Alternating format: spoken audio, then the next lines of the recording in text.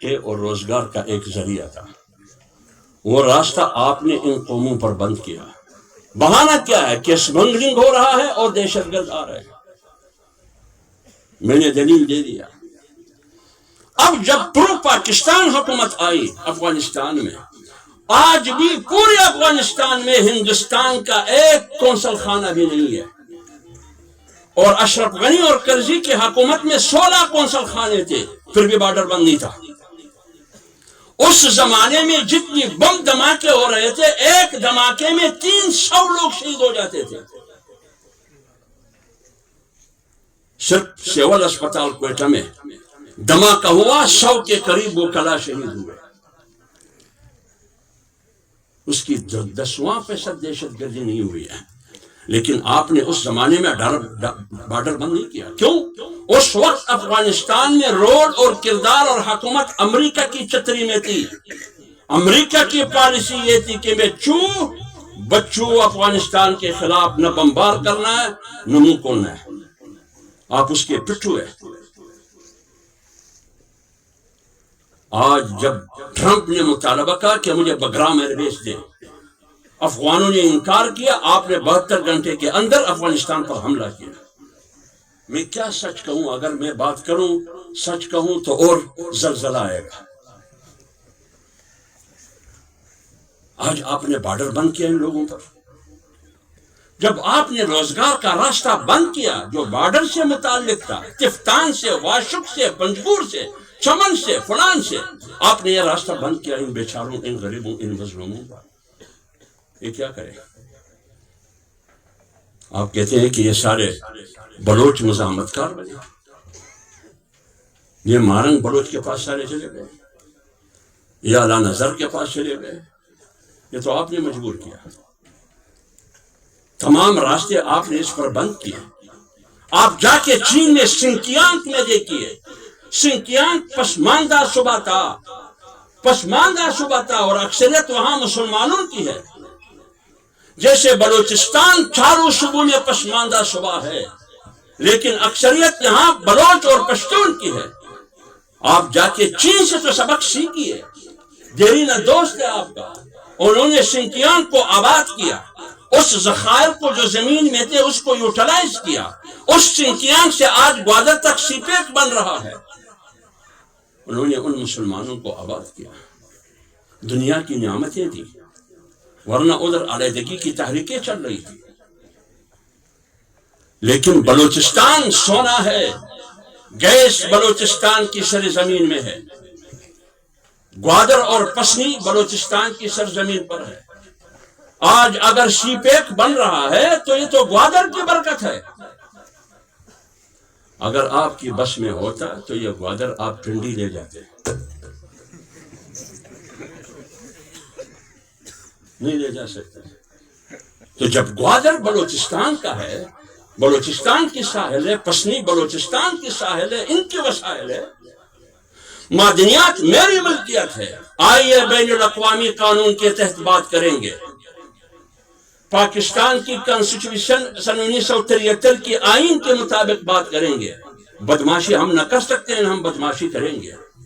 ایک سیاسی مولوی آپ کے سامنے کھڑا ہے، آئیے 73 کی آئین کو سامنے رکھ کر قاعدے سے بات کریں گے۔ 73 کا آئین یہ کہہ رہا ہے کہ جس زمین میں ذخیرہ سونا، کاپر، معدنیات نکلے، سب سے پہلے اس زمین پر رہنے والوں کا اس معدنیات پر حق ہے۔ آپ مجھے نہیں دے رہے، یعنی سوئی کی گیس سے دیگر صوبوں میں کارخانے چل رہے ہیں۔ بلوچستان کی 34 اضلاع میں سے 8 ضلعوں میں گیس نہیں ہے، بلکہ سوئی میں گیس نہیں ہے، جہاں سے گیس نکل رہا ہے وہاں گیس نہیں ہے۔ اور صاحب 5 دن پہلے پتہ نہیں کیا بنا، سردار بنا یا کیا بنا، چیف بنا۔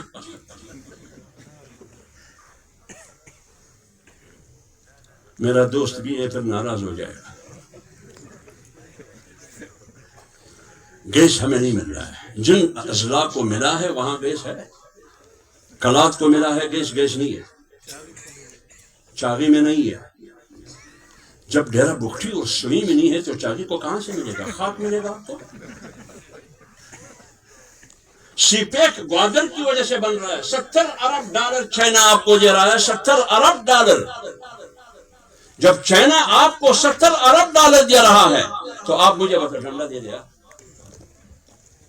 چائنا آپ کو $70 ارب دے رہا ہے.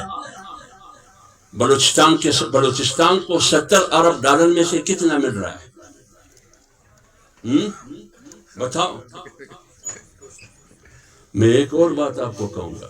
پاکستان کو کتنا مل رہا ہے؟ 100 میں 9 روپے. باقی 91 چین کو مل رہا ہے. واہ واہ، زندہ باد. یہ تو ہے کاروبار. اس کو کہتے ہیں کاروبار. 91% اس ملک کو اس کے خزانے میں جا رہے ہیں اور آپ کے پاس کتنے؟ 9.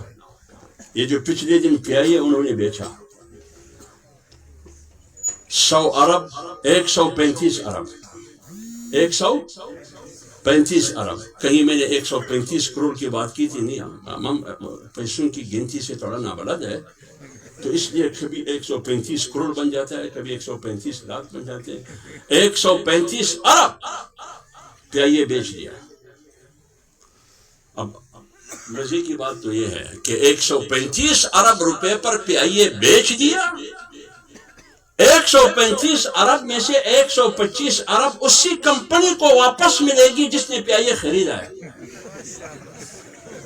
تو پاکستان کو کتنے ملے؟ 10 ارب. دا خوالا کروینی دا غیوت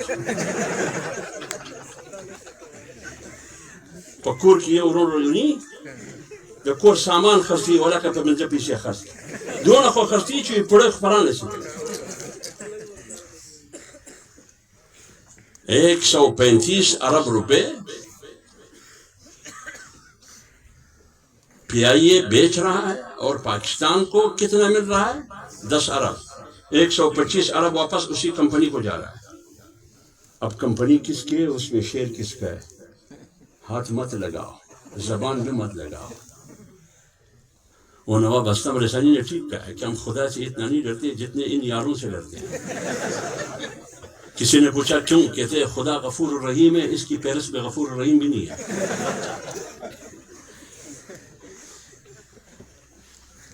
اور کہتے ہیں کہ مدارس میرے حوالے کرے. پیائیے تو آپ سے نہ چل سکا. اب یہ ریلوے ٹرین بیچ رہا ہے کرائے پر، وہ بھی خسارے میں ہے. سٹیل مل بھی خسارے میں ہے. وابڈا بجلی بھی خسارے میں ہے. تو جب سٹیل مل بھی خسارے میں ہے، وابڈا بھی خسارے میں ہے، پیائیے بھی خسارے میں ہے، تعلیم بھی خسارے میں ہے، ہیلتھ بھی خسارے میں ہے، تو وہ کون سی چیز ہے جو خسارے میں نہیں ہے؟ پاکستان بھی خسارے میں ہے. پاکستان 80,000 ارب روپے مقروض ہے. یہ جو ہم بیٹھے ہیں یہاں، جہاں بھی بیٹھے ہیں، وہ جو کل پیدا ہوا ہے وہ بچہ، اس سمیت جو آنے والا ہے وہ بھی 4 لاکھ روپے مقروض ہے. اگر اس بچے کو زبان دے کہ 4 لاکھ روپے کہاں سے میں مقروض ہوا، ابھی تک تو میں نے دنیا دیکھا ہی نہیں ہے، لیکن وہ 4 لاکھ روپے مقروض ہے. تو پاکستان بھی خسارے میں. تو جب پیائیے خسارے میں تھا آپ نے بیچ دیا. ٹرین خسارے میں، ابھی بیچنے کا ارادہ ہے. وابڈا خسارے میں، ابھی بیچنے کا ارادہ اور منصوبہ ہے. سٹیل مل خسارے میں، ابھی بیچنے کا ارادہ ہے. تو 80,000 روپے پاکستان مقروض ہے. پاکستان بھی خسارے میں، پاکستان بھی کرائے پر دے دے. آپ آرام سے بیٹھے، خود بھی کھاؤ دوسروں کو بھی کھلاؤ، خود بھی پیو دوسروں کو بھی پلاؤ، اور چاہتے ہیں کہ مدارس میرے حوالے کریں.